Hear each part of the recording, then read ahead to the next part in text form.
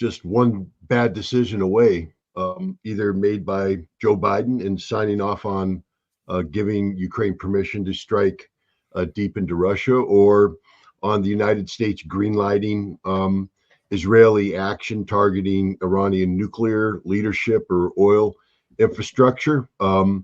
A bad decision by the United States in seeking to, take advantage of perceived Chinese weakness and promote Taiwan independence that triggers military conflict. Either way, any one of these scenarios will instantaneously take us down an irreversible path that will inevitably lead to a general nuclear war. There is no such thing as limited nuclear war. Once it begins, it will spin out of control and it will be the death of us all. The reality is, had Joe Biden signed off on Saturday, for instance, allowing Ukraine to use U.S. weapons, our Sunday brunch would not have occurred. We'd be all dead. That's how quick this will unfold. And so, I don't want to be accused of fear mongering, but I do want to put the fear in the hearts of every American so that they understand that there are consequences to elections. And it's important that the people we empower through our vote to lead us embrace policies that are designed to preserve the life, liberty, and pursuit of happiness that we all aspire to pursue. Scott Ritter's message is both cautionary and urgent, sounding an alarm about just how close the world is to the brink of nuclear catastrophe. We're living in a time where one bad decision could end civilization as we know it.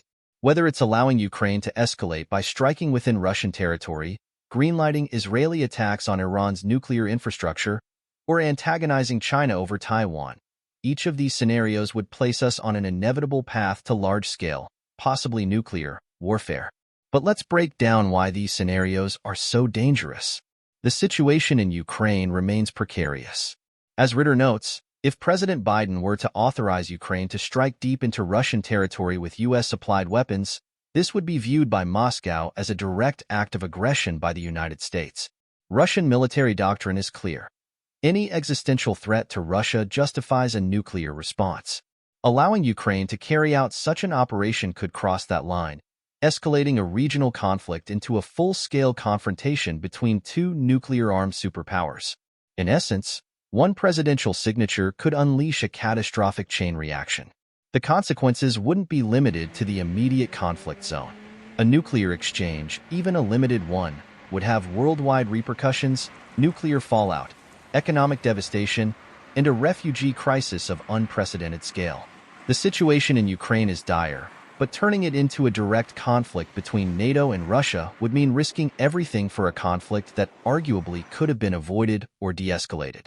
The U.S. has long been Israel's staunch ally, but as Ritter explains, supporting Israeli strikes against Iran's nuclear sites or vital oil infrastructure could ignite a larger regional war, with Iran and its allies retaliating across the Middle East. Unlike a skirmish or isolated conflict, this scenario would affect major global oil supplies, economic markets, and potentially drag in multiple other nations, from Saudi Arabia to Russia. Iran has been clear in its stance. Any attack on its nuclear facilities would be met with immediate and forceful retaliation. The region is already on edge, with U.S. and Iranian forces in close proximity across Iraq, Syria, and the Persian Gulf. If Israel were to strike Iran with U.S. support, Iran might feel justified in targeting U.S. interests throughout the region, potentially even pulling Russia into the conflict as an Iranian ally. It's a situation where one strike could snowball into a broader conflict that engulfs the region and beyond, particularly as Iran and Israel both have sophisticated military capabilities that would make such a war devastating and far-reaching. The U.S. has committed to Taiwan's defense, and in recent years, there's been talk of more overt support for Taiwanese independence. However, China has repeatedly made it clear that any steps toward Taiwanese independence would be met with military force. For the Chinese government, Taiwan is seen as an inalienable part of its territory, and any moves by the U.S. to support Taiwanese autonomy would be interpreted as an existential threat. Ritter's warning about this scenario is stark. If the U.S. pushes Taiwan toward independence and triggers a military confrontation with China, the potential for escalation is enormous. A conflict with China wouldn't be limited to the Asia-Pacific. It would disrupt global trade, impact international economies, and could even bring in allied nations, further escalating the situation.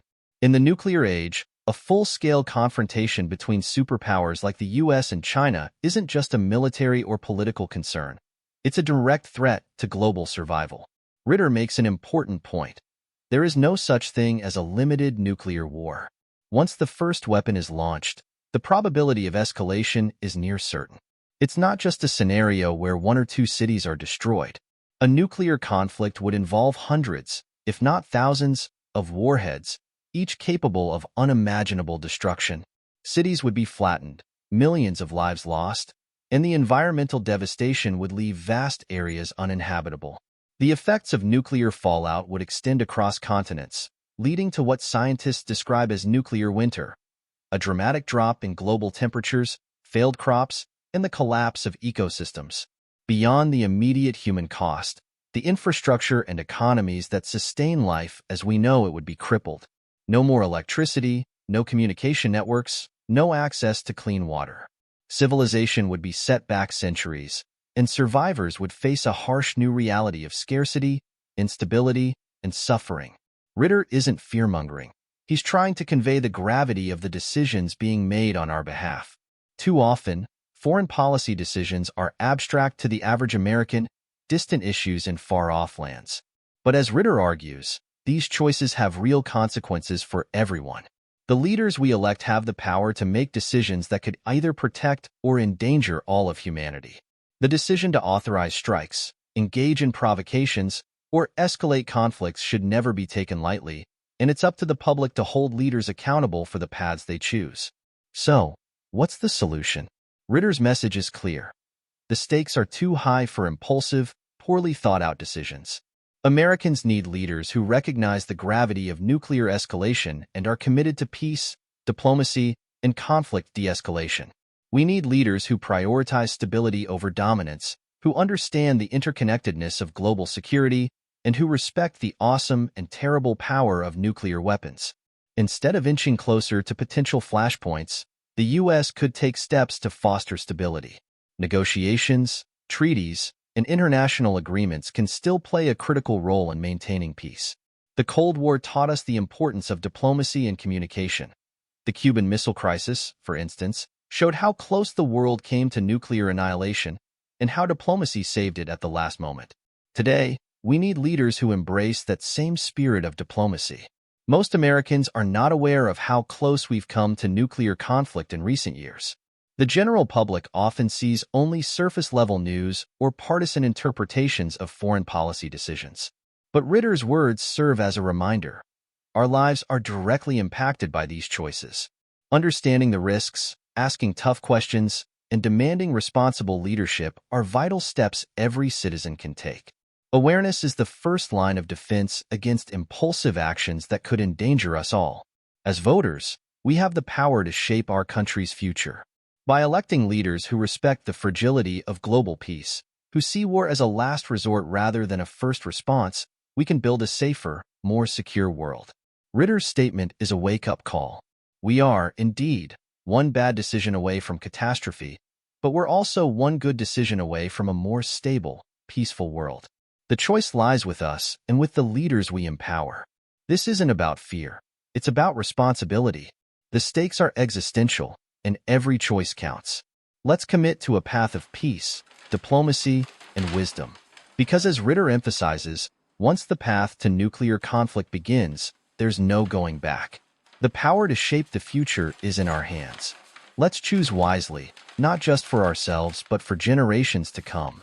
Stay informed, stay engaged, and remember, peace isn't just the absence of war. It's the presence of wisdom.